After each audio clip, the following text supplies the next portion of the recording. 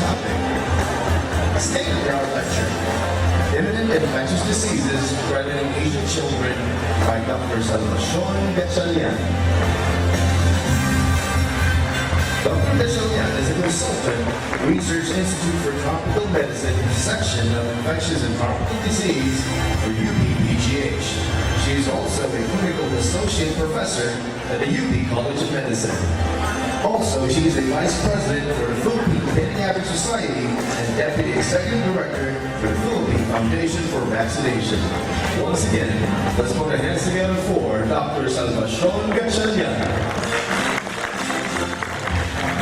Good morning, everyone, and allow me to thank everyone here present today for joining the Pediatric Infectious Disease Society in its 25th anniversary. Thank you very much for your support and hope to have your continued support for the next 25 years.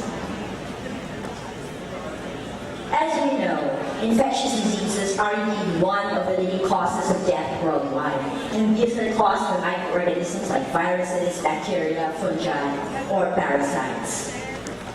And they can actually spread between individuals. Some, however, are transmitted by bites of insects or animals. Others are acquired by ingestion of contaminated food or water, or being exposed to these organisms in the environment. The good news is that many of these infections can actually be prevented by vaccination. Just so we're on the same page, I would like to differentiate between what imminent infections are and emerging infections. Actually, I was having difficulties with imminent infections. But when we say imminent infections, these are actually infections that are likely to occur at any moment. They're giving signs of immediate occurrence. They're impending, moving just there around the corner. Whereas emerging infections refer to an incidence in humans that has increased in the last 2 decades or threatens to increase in the near future. So I thought that the most relevant for us now is 5 imminent infections. This would include your measles, pertussis, diphtheria, which are actually vaccine preventable, the avian influenza, and of course HIV. I think there's no need to further measles because, as you have seen in the previous talk, there's really continuing cases of measles and outbreaks. We know that it is one of the leading causes of death among young children, and that from 2000 to 2016, vaccination programs have actually prevented 20.4 million deaths. And unfortunately, outbreaks of measles, as previously stated as well, has continued not only in Asia, but even in other countries of the world, in Europe, in the Americas, and as you will see, there are probably the measles from the Philippines. And this continues on to China in 2015 and 2016. Okay. Now, even our neighboring countries, like Malaysia, has shown that the number of cases of measles has actually increased in the year 2016. And in the Philippines, this was also shown earlier, from 2016 to 2017, the number of cases have actually increased. And that the age group, as you have seen earlier as well, are those in the age group of 1 to 4 years, and even those less than 9 months who are too early to be vaccinated have actually had cases. Currently, there is now an ongoing measles outbreak in the Davao region as well as in Zamboanga City.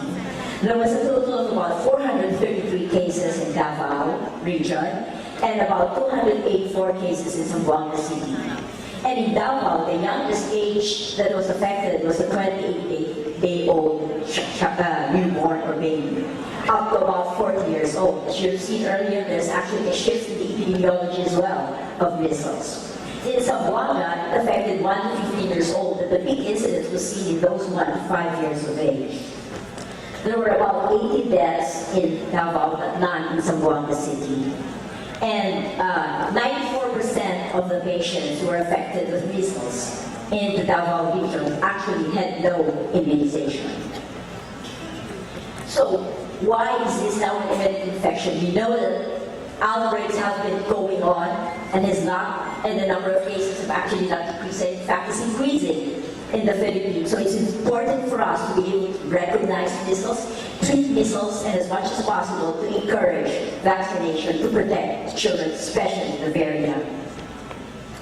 So it continues to occur. It is an imminent threat to children, and based on the measles vaccination coverage, the state says that the 2015 global milestones in measles goal elimination has actually not been achieved. Therefore, there is a need to improve vaccination coverage. The second imminent infection that I believe is a threat is pertussis. Before vaccines became available, pertussis actually had about 20 to 40 million cases every year. And 90% of these cases actually occurred in developing countries. In the Philippines, in 2017, you will see that the number of cases actually increased in the National Capital Region and in Region 4A. In Malaysia as well, they have seen increase in number of cases starting in 2011. In fact, I do not have data from Indonesia, but our colleagues have been saying that they have had some outbreaks as well, or cases as well. So in Thailand, similarly, in 2015, they've seen an increase from 2014 to 2015. They've seen an increase in the cases of pertussis. In Vietnam, they have seen as well an increase in the cases. So even our neighboring countries are seeing outbreaks and increasing number of cases as far as pertussis is concerned. For the 2017 data in Vietnam, they noted a slight increase of pertussis cases from the previous year. They have reported about 571 cases, and there were 3 deaths. These were in children less than 2 months of age. This is the age group is too young to vaccinate. And about 31% actually have not had vaccination. Unfortunately, the published data available has shown that the duration of immunity with pertussis actually wanes. Even from an infection that is acquired, a natural infection that is acquired, wanes after 7 to 20 years rather. And that protective immunity after vaccination with either the whole cell or the acellular pertussis also wanes. It lasts for only about 4 to 6 years. And seroprevalence studies in a vaccinated population shows and demonstrates that 95% are actually infected by age 90 years. So the resurgence of pertussis is actually a complex global problem. And it is an interplay of several factors. For example, vaccines being able to, organisms being able to adopt the vaccines, better diagnosis, the waning immunity, and of course the major differences in vaccination schedules among countries. Thus, pertussis also remains to be an imminent infection, particularly in the Asian region. Therefore, we as pediatricians need to be able to recognize and treat pertussis, and as much as possible again, to encourage vaccination. So what else can we do? Maternal immunization has been shown to be safe, effective, and has a high impact on morbidity and mortality in infants who are actually too young to be vaccinated. Several countries have actually introduced Tdap vaccination: Argentina, Israel, New Zealand, the UK, USA. And this is able to prevent mortality in the very young. In a study conducted in England, they showed the effectiveness of maternal immunization even after 1 year that the immunization program was introduced to mothers. Vaccine effectiveness against laboratory-confirmed pertussis has been sustained for more than 90% 3 years following the introduction of the program, and that the disease among infants, actually, those less than 3 months, remained very low. And the vaccine effectiveness among infant deaths was actually 95%. And they have not shown any evidence of increased risk of disease after primary immunization among infants whose mothers actually received maternal vaccination. Now, the third imminent infection that I believe is relevant in the Philippines is diphtheria. It is actually one of the most feared infectious diseases, not just in the Philippines, but globally as well. In 1974, after the introduction of the expanded program on immunization, the incidence of diphtheria actually decreased dramatically by more than 90% from 1980 to the year 2000. However, it remains a significant health problem in countries who have poor routine vaccination coverage. And from 2005 to 2015, the annual reported cases have actually leveled off and has not decreased. In the Philippines, if you compare again the cases from 2016 to 2017, the number of cases have again increased in the National Capital Region and in Region 4A, as well as in Region 9. In Malaysia, almost nil measles. They've been seeing very few cases, but now they've seen an increase in 2016 to 31 from just 0 to 2.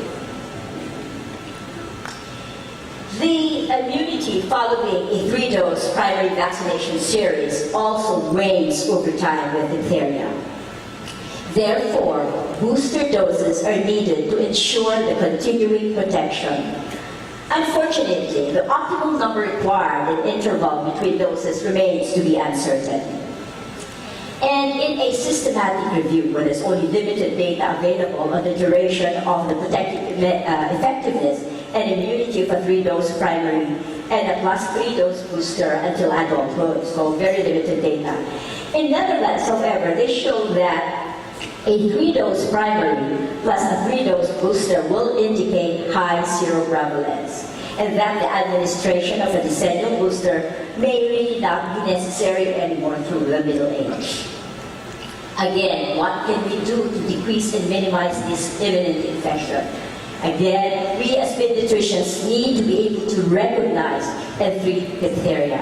I was told by a friend from Vietnam, she was saying that the reason why there were increasing cases of diphtheria or even pertussis was because the physicians did not recognize, especially the very young ones, did not recognize diphtheria. They did not recognize cases of pertussis.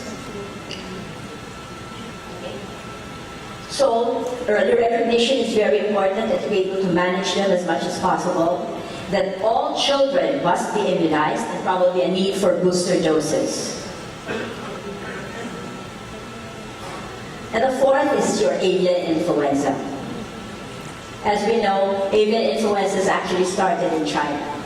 And animal influenza viruses are really distinct. They're very different from seasonal influenza viruses.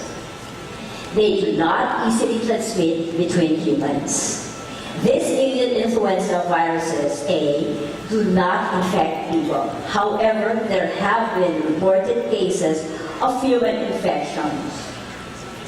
And that these human infections have been primarily acquired through direct contact with infected animals or contaminated environments. These viruses, however, do not have the ability of sustained transmission among humans. And birds are actually the natural host for avian influenza viruses. After the outbreak of H5N1 avian influenza in 1997 in China, outbreaks have occurred after that. And since 2003, avian and other influenza viruses have actually spread from Asia to Europe and even Africa.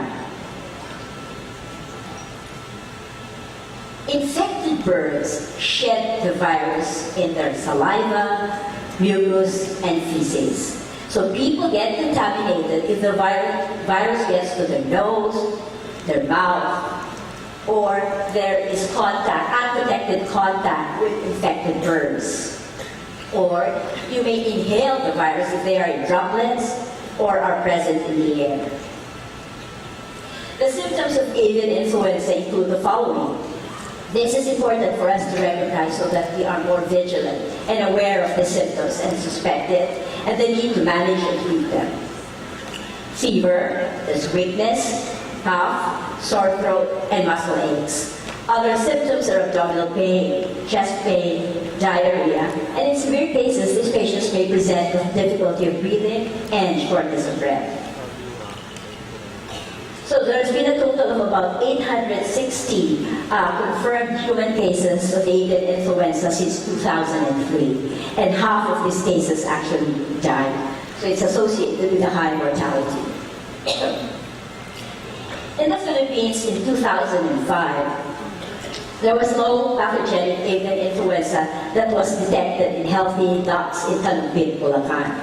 And these ducks affected were actually calm. The Department of Agriculture banned the sale and transport of poultry products within 3 kilometers of the affected farm.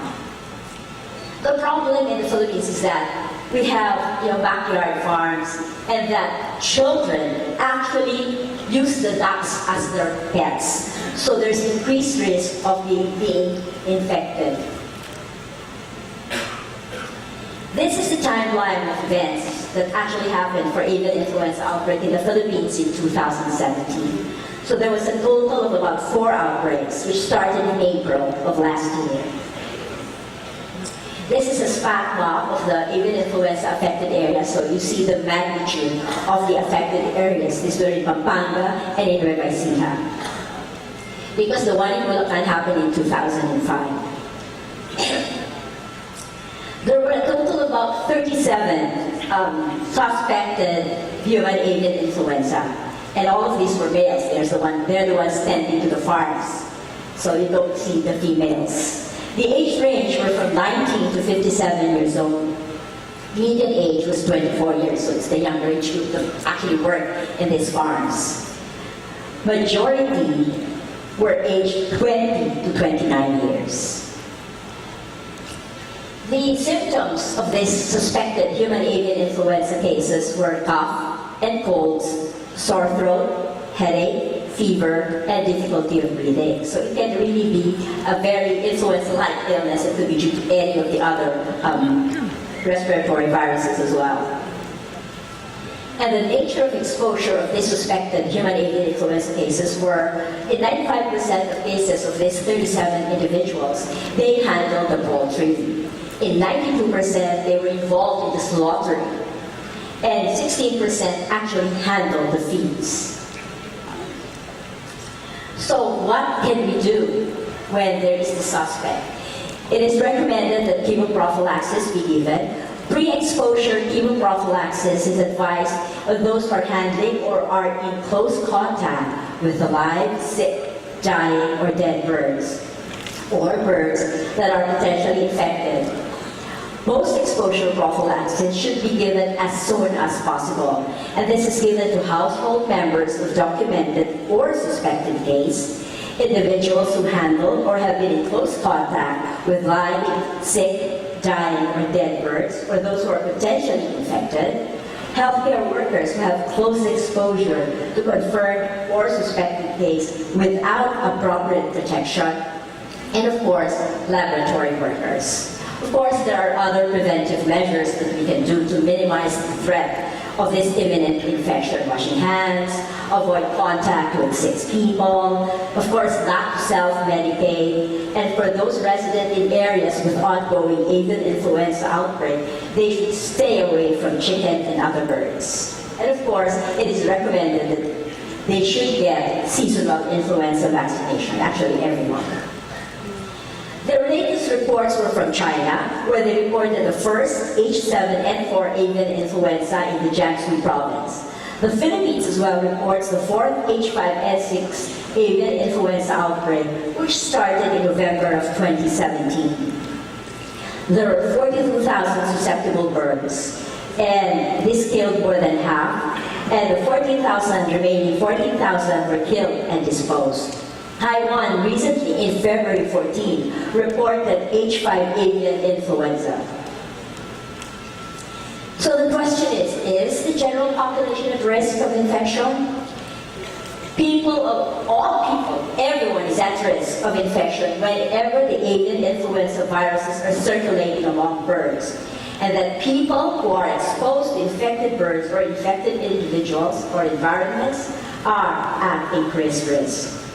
Although the avian viruses do not appear to transmit easily from person to person, and that sustained human-to-human transmission has not been reported so far.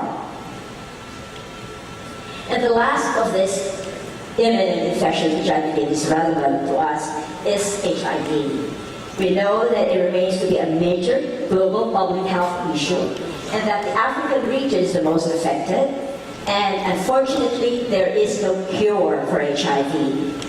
From 2000 to 2016, new HIV infections actually fell by a significant 39%. However, it is so sad to know, depressing and distressing, that in the Philippines, the number of cases have actually been increasing. In 2008, we only had one new HIV diagnosed per day. And now, in 2017, we have about 31 cases diagnosed with HIV per day. In fact, at the Research Institute for Tropical Medicine, the outpatient department, I remember that most of the patients there were for post-exposure prophylaxis for rabies. But now, HIV cases have overtaken the outpatient consults. And the number of cases, or the newly diagnosed cases, are more commonly seen in the National Capital Region, 14A, and Region 3. And the number of HIV cases has actually been consistent from 2015 to 16. However, you will see that in 2017, there is a marked increase in new HIV cases that have been diagnosed per month.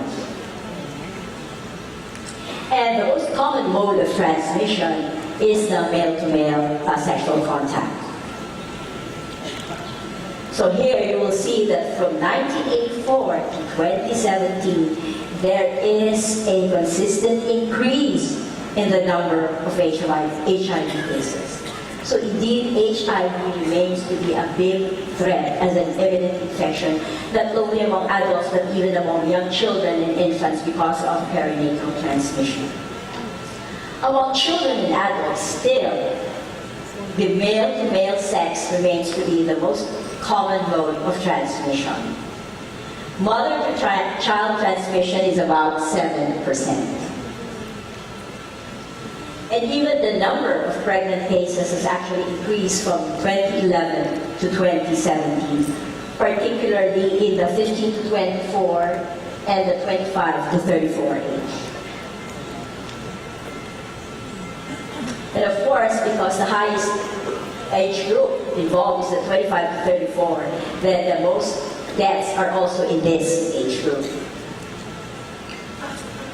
In Japan, I could not believe this. This is Japan, a developed country. But they have been seeing increasing cases of HIV and AIDS as well from 1985 to 2016. And my information is that the young Japanese women have this peculiar characteristic of not wanting the condom. They do not want the use of condoms. So, as we can see, these 5 diseases are really an imminent infection. They're a threat. And the key message is that these imminent infections are real. You know, they're like the sword of Damocles hanging there on each and every individual, particularly children. So that we, pediatricians, you and I, must be aware of this danger. We need to be very vigilant to protect our children. You know, these infections are very volatile, and they can just reach their boiling point at any time. And you'll never know when that sword of the Damocles will just hit you, or that deadly eruption will strike. And that time can be now. Thank you very much.